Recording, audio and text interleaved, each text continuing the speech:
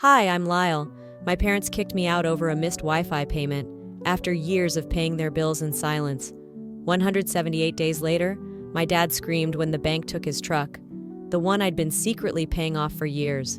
Why would a family let you sink so they could stay afloat? Have you ever been made to feel like a guest in your own home? What's the one thing your family never thanked you for? And hey, what time are you listening? And where are you watching from? Drop it in the comments. I really want to know. It was already dark when I walked through the front door. My boots left faint mud prints on the tile, but no one looked up. The TV was on, some show I'd never watched but recognized from the laugh track. My shoulders ached from 12 hours under hoods and lifting tires. I hadn't eaten since sunrise. Marjorie sat curled on the couch with a blanket that wasn't hers. Brent sprawled across the recliner, one sock on, one off. And then it came. Her voice, like a trigger pulled on cue. "Lyle, is the Wi-Fi out again?" I dropped my keys into the ceramic dish by the door and didn't answer right away. She asked louder, her tone shifting from inquiry to irritation. "It's not connecting. Did you pay it?" I blinked, pulled out my phone and checked the app. 1 day past due. "I'll get it covered tomorrow," I said, almost apologetically. "I've just been—" Charlene stood from her chair at the kitchen table so fast it scraped the floor. "This is not your house," she snapped. "We can't keep relying on someone who doesn't take responsibility." Marjorie sighed, like she'd heard this all before. Brent muttered under his breath. "Leech. And Gerald?" He stayed planted in his usual spot by the window, watching nothing in particular. Not once did his eyes meet mine. Charlene pointed toward the hallway like she was evicting a stranger. "Pack your things. You're out. Tonight." For a moment, I didn't move. I just stood there in my grease-stained uniform, blinking at a family I'd paid bills for, fed, driven around, fixed broken furniture for. I hadn't missed a utility payment in years, but one day, one single delay, and I was disposable. Funny thing is, months ago I'd offered to transfer the Wi-Fi account into her name. Make it easier. "No," she'd said. "You're the one paying, might as well leave it." Now I knew why. It wasn't about Wi-Fi, it never was. It was about control, about never letting me forget where I stood. I didn't argue. I walked to my room and pulled the old duffel from the closet. 3 shirts, work boots, a half-used stick of deodorant. I left the hoodie she hated, and the framed photo of the 5 of us from a vacation I had funded. As I zipped the bag, I heard laughter from the living room. Something Brent had said, I think. No one came to stop me. No one asked if I had somewhere to go, not even Gerald, who still hadn't moved. Outside, the porch light buzzed. It had been flickering for weeks, but no one replaced the bulb. I stood there a second too long, waiting for— what? A sliver of doubt? A whispered apology? Nothing. I opened the door. Cold air hit my face. Behind me, the door clicked shut like punctuation. I slid into the driver's seat of my old Corolla. The upholstery was torn, the heat barely worked. I turned the key, but didn't drive off immediately. I looked up at the house. No lights turned off, no curtain shifted. Not a soul at the window. That's how my family replaced me, with silence. But they didn't expect what would happen 178 days later. I didn't sleep that night. The mattress on the floor wasn't the problem. It was the silence. The kind that swells in your throat, like a scream you swallowed too many times. I stared at the ceiling fan, one of the blades wobbling slightly, and for a moment it looked like it might fall. I kind of hoped it would. Anything to break the stillness pressing in on me. That's when I thought about the cake. It was about a year ago, on my mother's birthday. I had picked up a double shift that weekend just to afford something simple, a round buttercream cake with purple writing that said, "You're loved." I remembered carrying it home, hoping, no, needing, it to mean something. Charlene had been sitting at the table reading a store flyer. I placed the box in front of her, smiling like a child offering finger painting to a parent. "You deserve something sweet today," I said. She opened it, glanced at it for maybe 2 seconds, then muttered, "Why waste money like that? You should have saved it for the truck payment." I felt my smile drop, not fall, just dissolve. Brent, without looking up from his phone, chuckled. "Trying to win Daughter of the Year or something?" Gerald didn't even blink. His eyes were glued to the television as usual. Some rerun of a sports documentary he'd already watched twice. I told myself it didn't matter, but I knew it did. That cake wasn't just sugar and frosting, it was a peace offering, a placeholder for all the things I'd never dared say aloud. That night, I found out it was never about the cake. Later, on my break at the garage, I checked my phone. Charlene had posted a picture of the cake. Same box, same design, same purple writing. But her caption read, "Sweet birthday at home. Marjorie knows just how to make me feel special." She had tagged Marjorie, not me. I stared at it for a full minute before turning off my screen. I didn't comment. I didn't text. I didn't ask her to fix it. I just stopped buying cakes, stopped planning anything that could be hijacked and rewritten, stopped trying. It wasn't even about the credit. It was the clarity. I was never the one she wanted to feel special. I was the one she expected to absorb the leftovers. Sometimes I wonder if she ever meant to tag me at all, or if erasing me had just become that natural. Tonight, I watched the rain streak across the studio window and thought about those candles I never got to light. They were still in the drawer, unopened, probably expired. I scrolled through my old messages with Marjorie, just to be sure. None said thank you. None mentioned the cake, not even once. That wasn't the only thing they erased me from. Darnell had gone to bed early, but I stayed up, sitting cross-legged on his lumpy old couch, balancing my phone on one knee and a notebook on the other. My handwriting was tight, small, like if I wrote the numbers smaller, they'd hurt less. I'd been living off dollar store soup and instant oatmeal for 3 weeks. No takeout, no coffee, no rides unless it was absolutely necessary. I had even sold my old stereo for $30. Still, my account was red. Negative $73.20. I blinked. Refreshed the app. Still negative. I started scrolling through the transactions. A payment had gone through just 2 days ago. $296.27 to a credit card I didn't recognize. The name didn't match mine. The bank didn't match mine. But the number? That number looked familiar. Then it hit me. 2 months ago, Marjorie had borrowed my phone just to check her email while I was helping Brent move boxes. She joked about how slow her phone was. I'd brushed it off. We were still on speaking terms back then. Now I realized she hadn't checked her email. She'd saved my banking OTP, linked my account to her debt. I called Charlene, straight to voicemail, called again. She picked up on the third ring, tone sharp and guarded. "Is everything okay? You let Marjorie use my account?" I asked. A pause. Not even a beat of surprise, just calculation. "She was in a rough spot," Charlene said. "You wouldn't want to see your sister sink." "It's my money," I said. "You had no right." "She's family," Charlene replied, like that erased all boundaries. "Don't make a big deal." In the background, I heard Gerald's voice drift lazily from the recliner. "It's all family anyway." I hung up. Not because I was done, but because I knew they already were.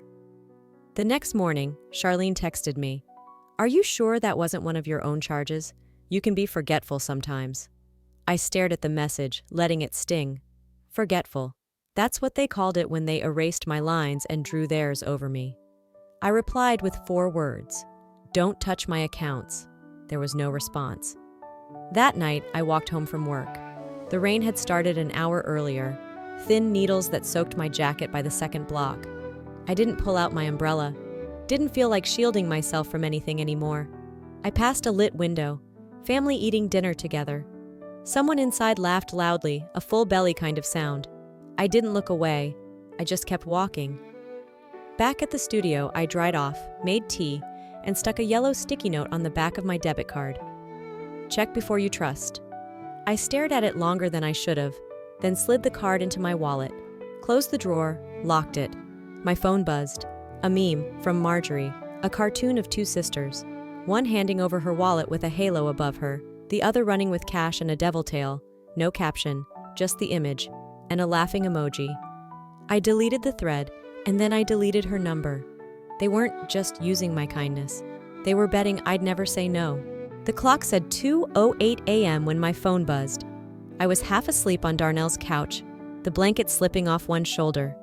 His apartment was quiet, save for the hum of the fridge and the occasional snore from the other room. My body was finally still, but my mind hadn't shut off in days. Unknown number, but I knew. I swiped to answer. "Why is the Wi-Fi down?" Gerald's voice barked through the speaker. No hello, no pause, just accusation. "Your mother can't watch her shows. It says no connection." I sat up, blinking hard. "I paid it last week. It might just need a reboot." "You're the one who set it up. Fix it." I stared into the dark living room, the streetlight from outside painting slashes of gold across the walls. That was all I was now. Not a daughter, not a person, just a forgotten login. "Have you tried restarting the router?" I asked, voice dry. He grunted something about Charlene being too tired to deal with it, then hung up before I could say more. I didn't call back. 3 days later, I saw the video. It wasn't from them. It was from Caleb, a guy at work. We were on break when he nudged me with his phone. "Isn't this your mom?" I glanced down. There she was, Charlene, sitting at the kitchen table, her head in her hands, soft crying, dim lighting. The caption? "She just misses her daughter. Some people forget who raised them." Posted by Brent. Shared by Marjorie with her own addition. "Family is everything." Comments flooded in. Shame on her. Ungrateful. I'd kill to have a mom like that. I didn't comment. I didn't explain. I just scrolled in silence, letting it carve out the soft places inside me. Even grief had become their performance, and I wasn't invited to the scene. The next morning, I walked into the garage with eyes that burned from more than lack of sleep. Darnell looked up from under the hood of a Dodge and asked, "You good?" "Just tired," I said. But I wasn't tired. I was erased. All I'd ever been was what they needed. A bill payer, a buffer, a button to push when things broke. Never someone they actually missed. That evening, as I changed brake pads in the corner of the shop, my phone buzzed again. Gerald. This time I didn't answer. I deleted the call log, closed my messages, and stared at the empty screen. They cried to the world, but never once asked why I left. Charlene called just as I was washing grease off my hands. It was near closing time at the shop, and I almost let it go to voicemail. But some old instinct, one that hadn't quite died yet, nudged me to answer. Her voice was soft, too soft, like honey poured over splinters. "We're doing something small for your grandma's memorial this weekend," she said. "You should come. It's important to be with family." There was something in her tone that made it feel rehearsed, like she'd practiced being gentle. I waited for the part where she'd ask for a favor, or drop the guilt. But she didn't, so I said yes. I told Darnell I might not be around Sunday.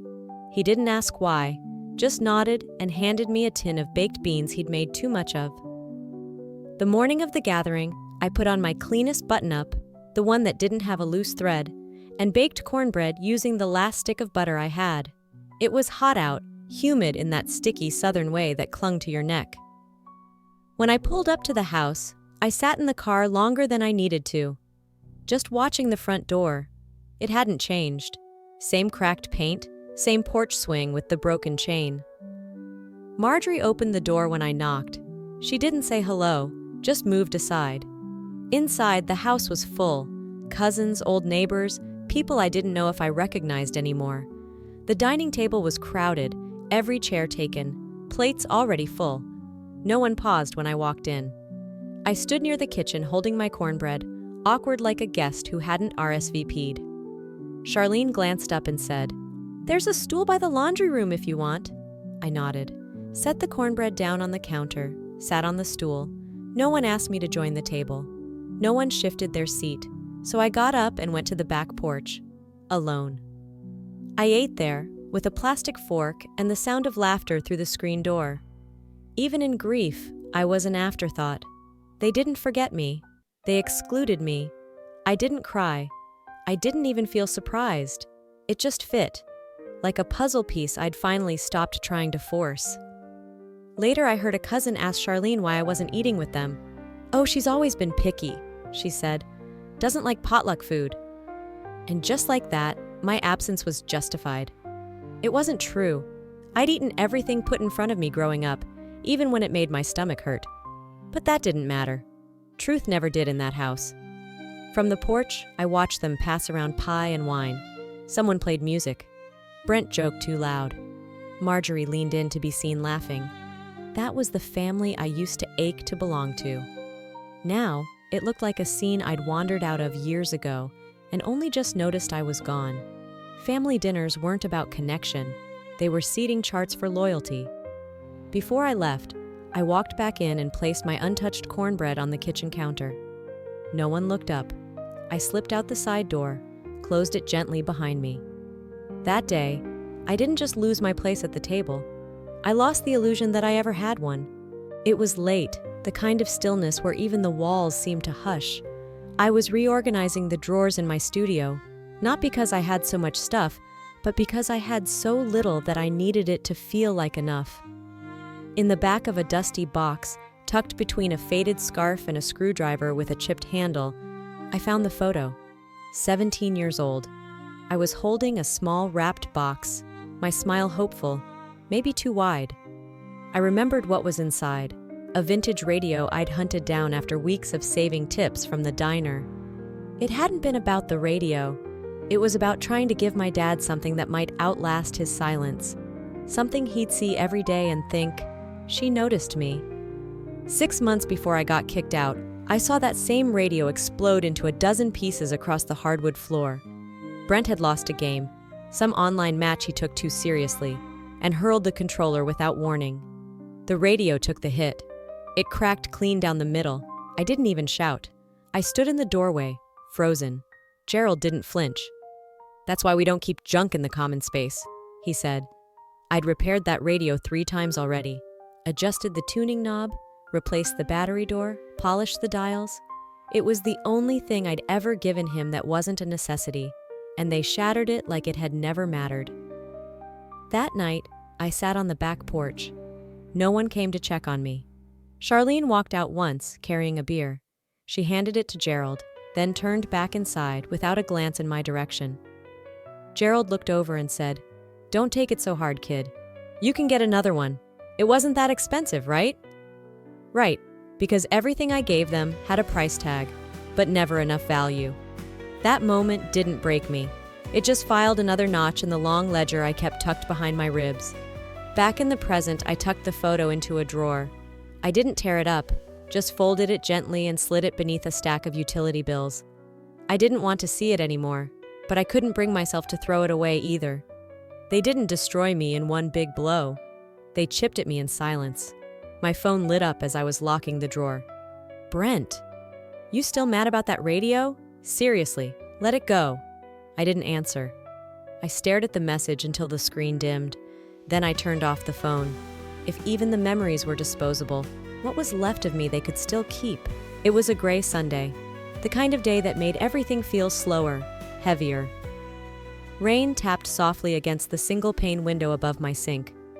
I sat at the kitchen table, sipping stale coffee, and trying to make my budget stretch far enough to last until next payday. I opened my banking app, scrolled past the usual groceries, the gas fill-ups, the one thrift store charge I let myself splurge on, a second-hand toaster. Then I saw it, $180, D.H. Harper Auto Loan. It wasn't new, it was recurring, and it had been happening for a long time. My chest tightened. I clicked into the history. 3 years. 3 years of quiet, automatic withdrawals for a truck I hadn't touched since I was 25. A truck that belonged to Gerald. A payment I had agreed to cover just for a month when Charlene called me with her fake kind voice. I'd just been promoted. She said they were tight that month, that it would mean a lot, that she'd pay me back. I never brought it up again. Neither did she, and they never stopped taking. My thumb hovered over the screen. I texted Charlene. "Who's been paying for Dad's truck?" No response. I stared at the phone. Then I walked to the living room where Darnell was fixing a loose bolt on one of his tools. "Did you know I've been paying for my dad's truck for 3 years?" I asked. He looked up, didn't blink. "That's theft," he said. "Not family." The next morning, Charlene finally called. "Oh, that?" she said casually. "Your dad thought it was a veterans program or something. He didn't know." I didn't answer. She rushed on. "You're so responsible. We figured you didn't mind. You always help." That was it. No apology, no admission. Even my help had been rewritten as a government handout. I hung up without a word. That night, I walked through the rain to the bank. I waited in line behind a woman with a baby, a man depositing cash, and a teenager trying to get a debit card replaced. Melva was at the counter. She knew me by name. "Here to transfer again?"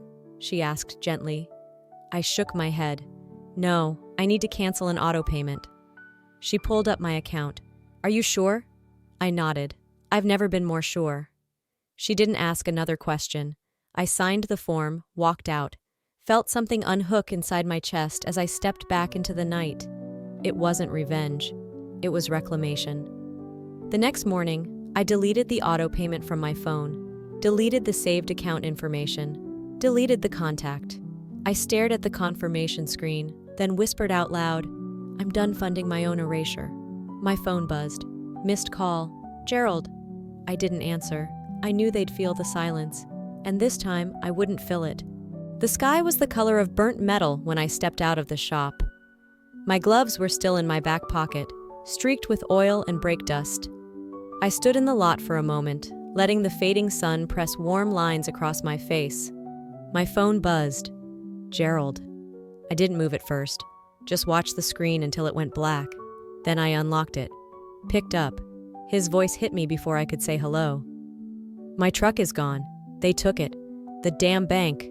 What did you do?" I leaned against the hood of a car someone had left overnight, cold steel against tired bones. "I stopped paying for it," I said. Calm, flat, like I was reading off a receipt. There was a pause on the other end, then a sputter. "You can't just do that. That's my truck." I let the silence hang for a moment before answering. "You never asked who was paying," I said, "and you never said thank you." He kept talking, I think, or maybe just making noise. I don't really remember. I ended the call before it could turn into another monologue I wasn't meant to answer. That night, I slept harder than I had in weeks. The next day, Charlene called. I didn't answer. She called again. On the third ring, I picked up. "You made your father look like a fool," she said. The neighbors watched the whole thing. The tow truck, the arguing, everyone saw. I didn't say anything. She waited, then tried again. "You should have warned us," I finally replied, voice quiet. I did, just not with words. There was a click, then static. She didn't hang up, just stayed on the line, breathing. I hung up first. I walked to the bank that afternoon, more out of habit than need. Checked my balance.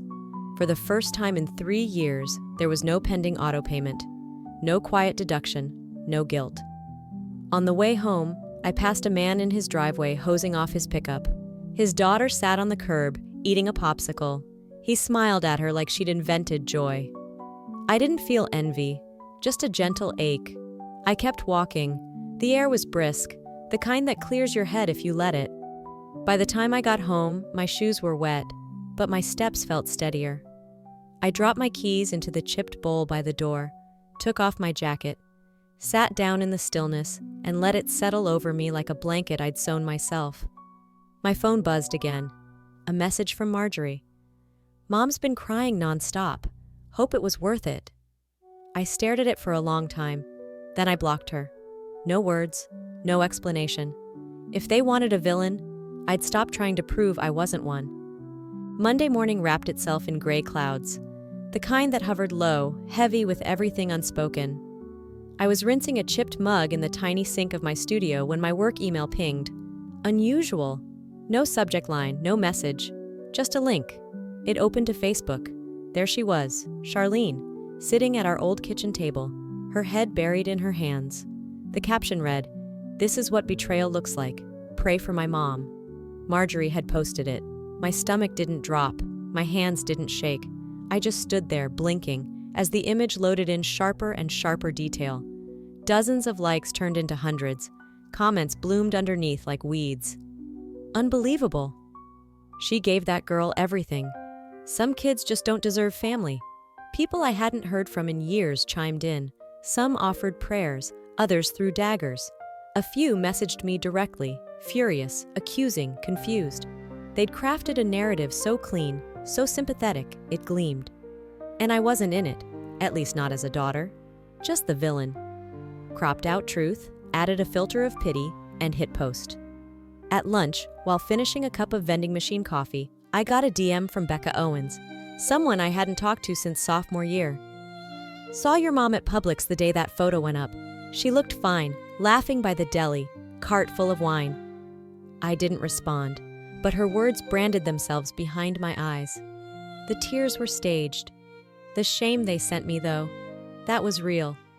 That evening, I sat at the bus stop, watching cars drift by in rows, each one going somewhere I wasn't. They weren't sorry, not for the lies, the silence, the taking.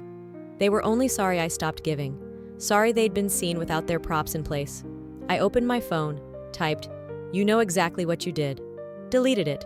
Typed, "Maybe next time, cry after you check out." Deleted that too. I didn't post anything.